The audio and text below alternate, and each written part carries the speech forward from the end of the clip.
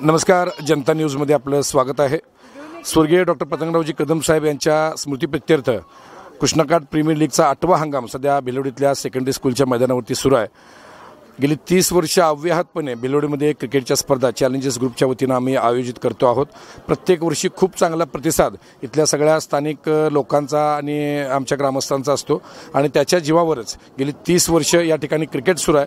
Cricket खूप चांगल्या पद्धतीनं रुजवण्यासाठी चॅलेंजेस ग्रुपनं अतिशय मोलाचं योगदान दिलेलं आहे आणि या निमित्तानं क्रिकेटमध्ये वेगवेगळ्या क्षेत्रामध्ये काम करणाऱ्या सगळ्या मंडळींशी एक बोलण्याची संधी या स्पर्धेच्या निमित्तानं जनता न्यूजच्या वतीनं आम्ही घेतलेलं आहे। या स्पर्धेमध्ये खास करून समालोचक, अंपायर याचबरोबर खेळाडू या सगळ्यांच्या मुलाखती या निमित्तानं आम्ही प्रसारित करतो आहोत। अगदी 2च दिवसामध्ये या स्पर्धेमधल्या प्रेक्षकांच्या सुद्धा भूमिका आपल्याला ऐकायच्या आहेत। या कृष्णाकाठ प्रीमियर लीगचं हे 8वं वर्ष आहे आणि या 8व्या वर्षाच्या निमित्तानं खूप चांगले संघ भिलवडीमध्ये सहभाग नोंदवलेला आहे आणि या निमित्तानं आपल्यासोबत विजय वावरे सर आहेत। या स्पर्धेचे एक ते प्रमुख घटक आहेत। 2-3 स्पर्धेमध्ये त्यांनी सुद्धा आपल्या स्पर्धेसाठी योगदान दिलेलं आहे, खेळलेलं आहेत। या स्पर्धेविषयीचं त्यांचं मत आपण जाणून घेणार आहोत। वावरे सर, काय सांगला एकूण स्पर्धेविषयी? आज खरं तर पहिल्यांदाच आज या ग्राउंडवरती मी आलो आहे। गेली कित्येक वर्ष हे तुमचे सामने पाहतोय। वास्तविक कृष्णाकाठावर ग्राउंडची फार कमी आहे आणि अशामध्ये स्पर्धा घेणे फार अवघड गोष्ट आहे। तरी पण गेल्या 7 ते 8 वर्षापासून तुम्ही ही घेतलेली स्पर्धा निश्चितच एक मोठा प्लॅटफॉर्म ह्या खेळाडूंसाठी करून देत आहे। कारण आजकाल आता बघतोय आपण टेनिस क्रिकेट एक मोठं झेप घेते आता महाराष्ट्रामध्ये, देशामध्ये। त्यामुळे या स्पर्धेतून नवीन खेळाडू हे राष्ट्रीय स्पर्धा नक्की खेळतील अशी मला 100% आशा आहे। बरं, आज टेनिस बॉल क्रिकेटला तुम्ही सांगितलं की एक राज्य पातळीवर, राष्ट्रीय पातळीवर खूप चांगल्या पद्धतीनं स्टेज मिळतं आहे। अशा वेळेला या खेळाडूंनी कुठले शॉट्स आत्मसात केले पाहिजे किंवा कशा पद्धतीनं प्रॅक्टिस केलं पाहिजे, तुम्हाला काय वाटतं? वास्तविक काय आहे की या आता क्रिकेटला चांगले दिवस आलेत, पण हे यायचं मुख्य कारण म्हणजे ऑर्गनायझिंग कमिटी जे असते किंवा ऑर्गनायझर जे आहे, आज तुम्ही इथं काम करताय किंवा ह्या टुर्नामेंट घेताय, यातूनच हे बरेच खेळाडू वरती येत असतात। वास्तविक टेक्निकविषयी बोलायचं झालं तर मी एक तर लेदरचा कोच आहे, पण तरी पण हा थोडासा आरपारचा गेम आहे। इतका फास्ट गेम आहे की 2 बॉलमध्ये सामना इकडचा इकडे होतो, तर इथं थोडा रिस्क फॅक्टरचा गेम आहे। पण बऱ्यापैकी मी आता बघतोय स्लॉक स्वीप किंवा चांगले पुल किंवा एक्स्ट्रा कव्हरच्या वरनं जे खेळतात किंवा काही वेळा बॉलर बॅक मारतात, 4-5 स्ट्रोक हे जे आहेत हे यातले मुख्य स्ट्रोक आहेत आणि ज्याची त्याच्यावर कमांड आहे तो इथं डेफिनेटली सक्सेसफुल आहे। पण या दोन्ही क्रिकेटमध्ये लेदर क्रिकेट आणि टेनिस क्रिकेट तुम्हाला फरक काय वाटतोय? तसं वास्तविक टेक्निकल आणि स्किलफुल हा मोठा फरक आहे। कारण लेदर क्रिकेटमध्ये आज कसं आहे, फ्रॉम आज विकेटच्या कंडिशन्सपासून ते मॅचच्या कंडिशन्स, त्याच्यानंतरनं आपण जे मॅचचा एन्व्हायरमेंट म्हणतो किंवा मॅचची कंडिशन्सप्रमाणे खेळ केला जातो त्याच्यामध्ये, किंवा थोडंसं प्लॅन बी असतात, स्ट्रॅटेजी असतात, बऱ्याच वेळा बॉल स्विंगचा विषय आहे, थोडा टर्नचा विषय आहे, म्हणजे बऱ्याच टेक्निकल गोष्टी आहेत। टेनिस बॉलमध्ये काय आहे की थोडंसं हा जो खेळ आहे तो बॉलिंगमधला व्हेरिएशन्स आणि थोडासा हा मोर अटॅकिंग गेम आहे लेदरपेक्षा। लेदर बॉलच्या गेममध्ये थोडासा बॅट्समनला टाईम घेता येतो, जरी 20 ओव्हरचं क्रिकेट असेल तरी घेता येतो, पण इथं चान्सेस फार कमी आहेत। कारण इथं साधारण 7 ते 8 ओव्हरची मॅच आहे। तुम्हाला कमी टाईममध्ये परफेक्ट चॉईस करून तुम्हाला लगेच या गेममध्ये मला क्लिक व्हायचं आहे। आपल्यासोबत आणखी एक जुने जाणते खेळाडू ऋषी टकले आहेत। ऋषी सर, आपण सुद्धा बरंच क्रिकेट खेळाय, आपली गोलंदाजीची स्टाईल ज्या पद्धतीनं एक टेनिस क्रिकेटमध्ये वेगळी स्टाईल आहे, अशा वेगळ्या स्टाईलचे गोलंदाज आपल्याला कसे बघायला मिळतील टेनिस क्रिकेटमध्ये? आता वास्तविक दादा, आता जर पाहता तर टेनिस क्रिकेटला खरोखर चांगले दिवस आलेले आहेत।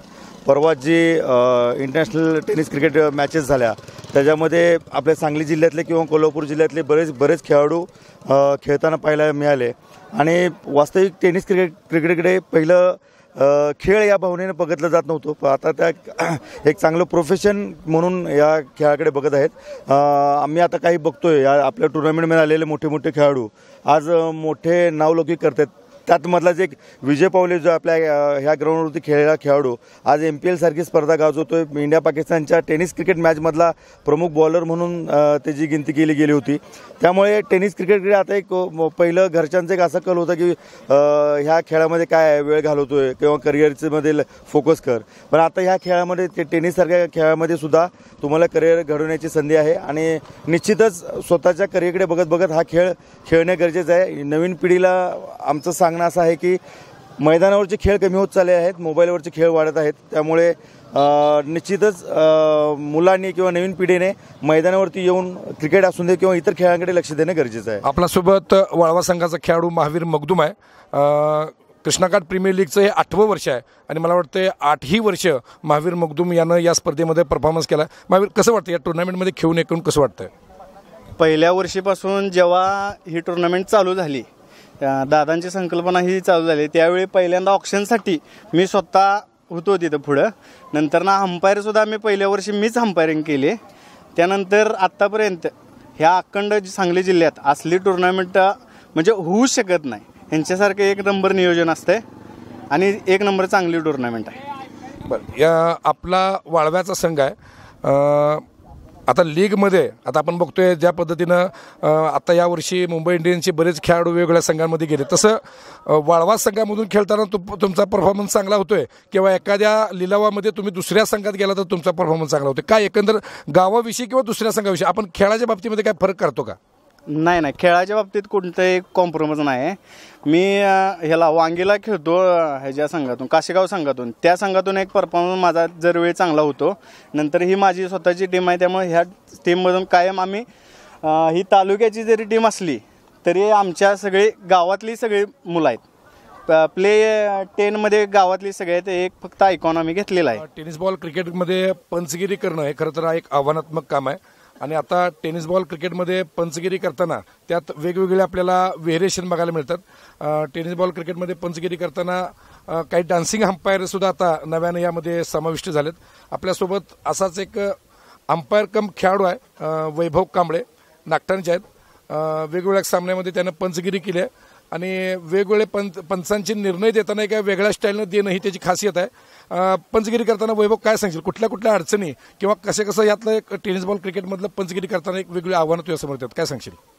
खरं तर म्हणजे पहिल्यांदा परिस्थिती इतकी अवघड होऊन बसते की आधीच ग्रामीण भागातलं क्रिकेट असल्यामुळं सगळं प्रेशर अंपायरवर येत असतं. बरोबर. आणि ते प्रेशर प्लस उन्हाचं टेम्परेचर, दिवसाभराचं सगळं मॅनेजमेंट इतका ट्रेस असतो की निर्णय देताना सुद्धा आपण शेवटी काही परमेश्वर नाही, हा प्रेस असतो.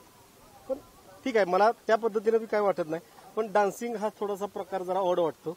ठीक आहे, स्टाईल आपल्या आपल्या ठिकाणी, डान्स आपापल्या ठिकाणी, पण स्टाईल पद्धतीनं तुम्ही बिली बावडून एक होते त्यांचे त्यांना तो हे होता काय म्हणायचं ते तसे त्या पद्धतीनं ते निर्णय द्यायला मला आवडतात म्हणून मी देतो.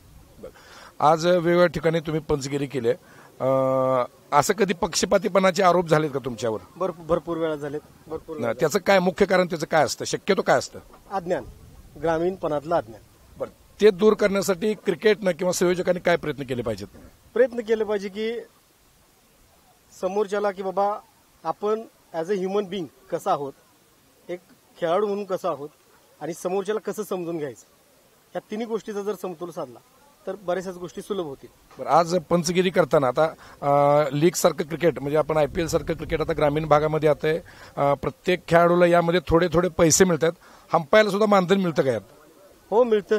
जसं टुर्नामेंट आता मी जवळजवळ सातारा जिल्हा, कडेगाव तालुका मी कायम अंपायरिंगला असतो आणि पैशाची ओघ आहे. पहिली नव्हती पण आता आहे.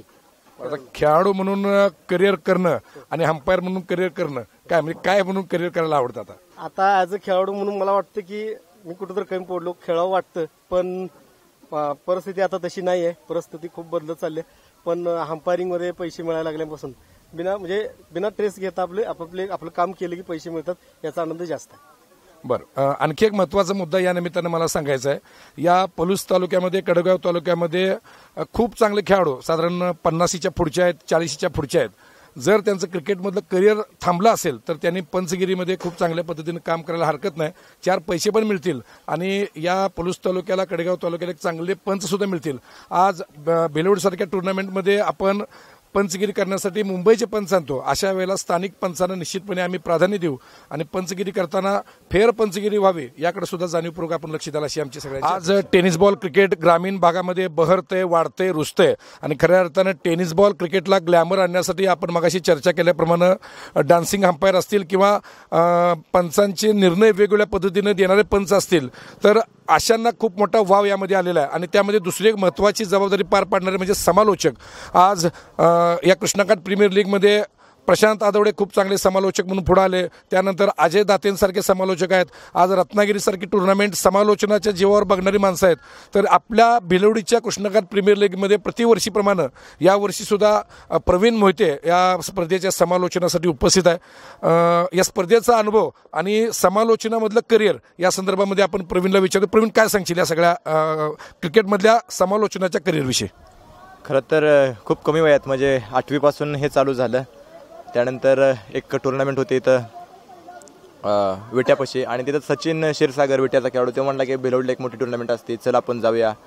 पहिल्यांदा आलो, टुर्नामेंटचं स्वरूप बघितलं. पहिल्यांदा वाटायचं काय आपण खूप लहान आहे आणि त्यावेळी तुम्ही बोलत होता माईकवर आणि तुमचं बोलणं ऐकून वाटलं की आपल्याला तर काही जमणार नाही. त्यानंतर पहिली ओव्हर झाली, दुसऱ्यावर तुम्ही माईक दिला. त्यानंतर मी बोललो आणि तुम्ही बोलला की काय रेडिओसारखा आवाज येतोय. त्यानंतर थोडासा कॉन्फिडन्स वाढला आणि त्यानंतर आपलं आणि कृष्णाकाठचं एक नातं झाले. जवळजवळ 5वा सीझन आहे हा कृष्णाकाठ प्रीमियर लीगचा. भिलवडीकरांचं मनापासून आभार त्यासाठी आणि तुमचंही खास करून मनापासून आभार.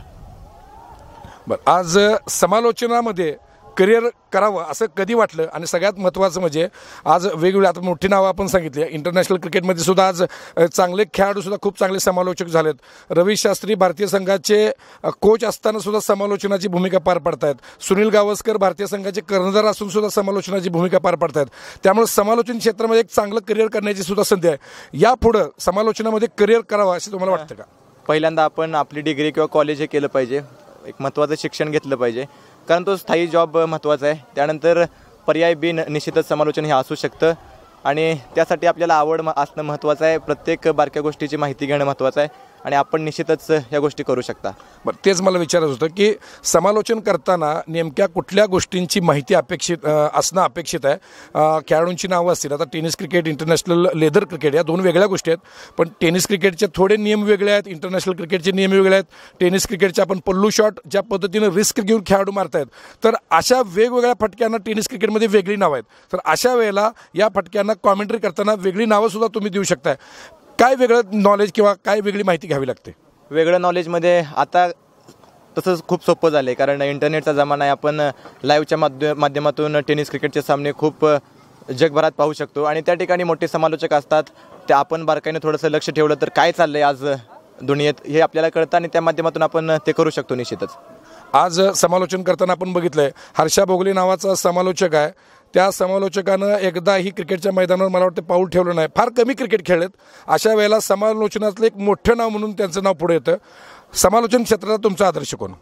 माझा आदर्श खरं तर जे नाव तुम्ही आत्ता घेतलं तेच नाव आदर्श आहे, कारण क्रिकेट खेळाय मला पण जास्त येत नाही आणि हर्षा सरांकडे बघून, कारण टी व्हीवर कॉमेंट्री बघूनच हा प्रवास चालू झाला होता. बरं, आज हिंदी, इंग्लिश, मराठी या 3ही भाषेंवर प्रभुत्व असणारं कॉमेंटेटर मिळणं खरं तर दुरापास्त आहे. तुझं हिंदीवर खूप चांगलं कमांड आहे, इंग्लिशवर पण कमांड आहे. अशा वेळेला हे नॉलेज कसं म्हणजे कुठनं आत्मसात केलंस? खूप क्रिकेट बघायचो, क्रिकेट म्हणजे वेड्यासारखं क्रिकेट बघायचो, कायम टी व्ही पुढं क्रिकेट, आणि त्यातूनच ती हळूहळू सवय लागली. मग परत गावातल्या टुर्नामेंट, तिथं माणसांनी माईक दिला आणि हळूहळू हा प्रवास परत वाढत गेला पुढं. बरं, येणाऱ्या पुढच्या सगळ्या टुर्नामेंटसाठी प्रवीण मोहिते याला आपल्या सगळ्यांच्याच वतीने मनापासून शुभेच्छा. क्रिकेटवर मनापासून प्रेम करणारे बरेच चाहते तुम्हाला भिलवडीच्या मैदानावरती दिसतील. त्यापैकीच एक आपल्यासोबत आहेत पांडुरंग पवार. या भिलवडीतल्या कृष्णाकाठ प्रीमियर लीगच्या प्रत्येक सामन्यामध्ये त्यांची उपस्थिती महत्त्वाची असते आणि आणखी एक गोष्ट सांगताना मला अतिशय आनंद होतो. त्यांचा नातू वरद आज मला वाटतं राज्य संघामध्ये खेळतोय, सांगली जिल्ह्याकडून तो खेळतोय. एक क्रिकेटवर मनापासून प्रेम करणारं हे सगळं कुटुंब आहे. पवारसाहेब, काय सांगाल हे सगळे भिलवडीतली टुर्नामेंट आणि तुम्ही प्रत्येक मॅचला हजर असता, क्रिकेटवर कशा पद्धतीनं प्रेम आहे तुमचं? क्रिकेटवर चांगल्या पद्धतीनं प्रेम आहे. सामने बघायला रोज असता का तुम्ही? हो, रोज सामने. आता तुम्ही सामने बघताय, त्यातला एखादा खेळाडू कुठला आवडतो का तुम्हाला? कुठला संघ आवडतो तुम्हाला? स्टेशनवरचा ते काय संदीप संदीप मकवाना. जवळजवळ प्रत्येक सामन्याला तुम्ही आहे का? आहे.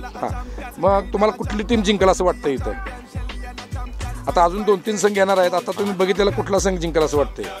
संदीप मकवाना जिंकला ह्याचा स्टेशनचा.